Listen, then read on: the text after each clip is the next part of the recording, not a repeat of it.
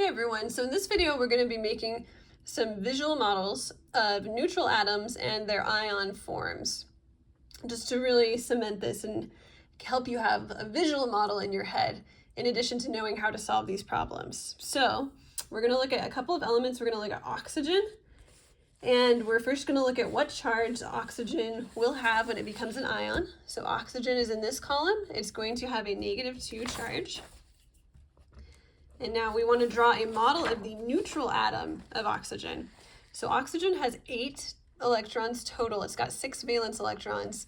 The first energy level of an atom can always hold just 2 electrons. So we've got 2 right here. It needs a total of 8 with 6 valence electrons. So 1, 2, 3, 4, 5, 6, 7, 8. So here we have, again, 1, 2, 3, 4, 5, 6 valence electrons, 8 total electrons.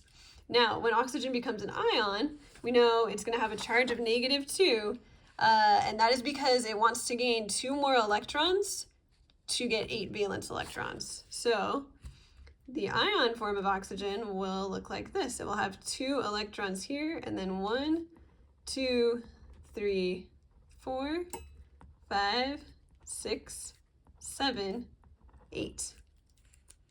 So now it's got 8 valence electrons, which is what all of the elements want to have eventually. Let's look at sodium.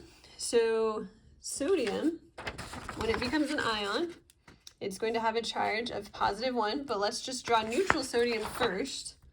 So neutral sodium has a total of 11 electrons.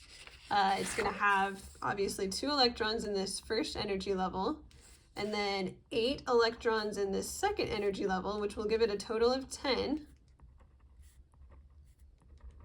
But it needs 11, so it's going to have 1 electron out here. Now, we know sodium becomes a +1 ion, and it's going to do that by losing this 1 electron, which makes sense.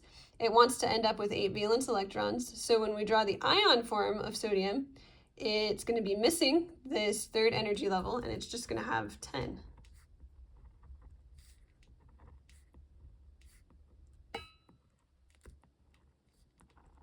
So you'll notice something interesting. The ion form of oxygen and the ion form of sodium look exactly the same.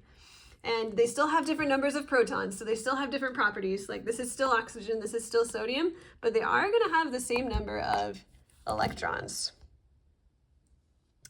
Let's do one more example.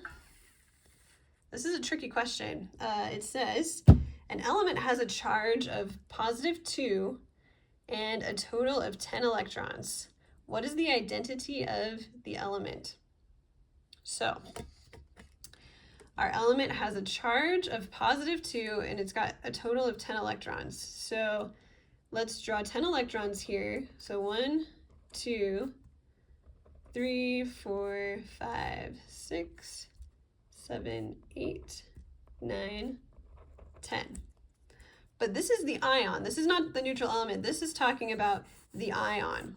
So now we have to go back and figure out how many electrons would our neutral, like original neutral element have.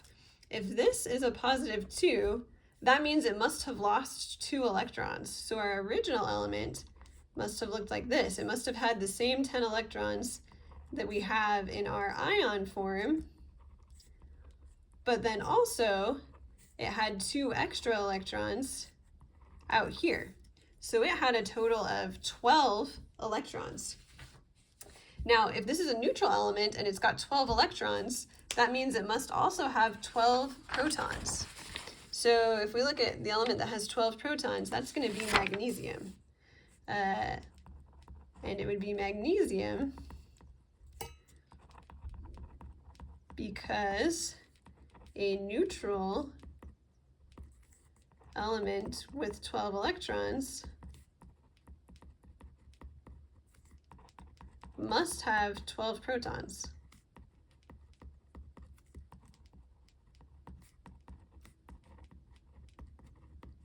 And if something has 12 protons, it has to be magnesium because the number of protons defines the element.